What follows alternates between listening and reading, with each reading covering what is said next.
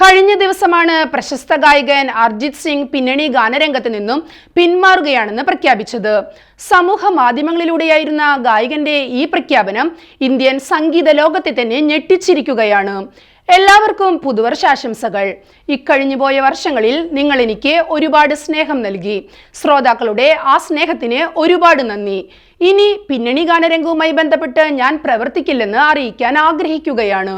ഏറെ സന്തോഷത്തോടെയാണ് ഈ തീരുമാനമെടുക്കുന്നത്. മനോഹരമായ ഒരു യാത്രയ്ക്ക് അവസാനം കുറിക്കുകയാണ് എന്നാണ് അർജിത് സിംഗ് സോഷ്യൽ മീഡിയയിലൂടെ പ്രഖ്യാപിച്ചത്. ഇതിനു പിന്നാലെ സംഗീത മേഖലയിൽ നിന്ന് നിരവധി ആളുകൾ അമ്പരപ്പ് പ്രകടിപ്പിച്ച് രംഗത്തെത്തി. ചിലർ തീരുമാനത്തെ മാനിക്കുകയും പിന്തുണ നൽകുകയും ചെയ്തു.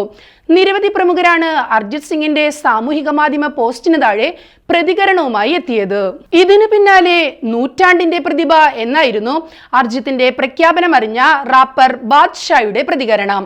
ഇത് കേട്ടപ്പോൾ ഏറെ വിഷമം തോന്നിയെന്നും തനിക്കിത് മനസ്സിലാവുന്നില്ലെങ്കിലും തീരുമാനത്തെ ബഹുമാനിക്കുന്നുവെന്നും ഗായകനും സംഗീത സംവിധായകനുമായ അമാൽ മാലിക് കുറിച്ചു.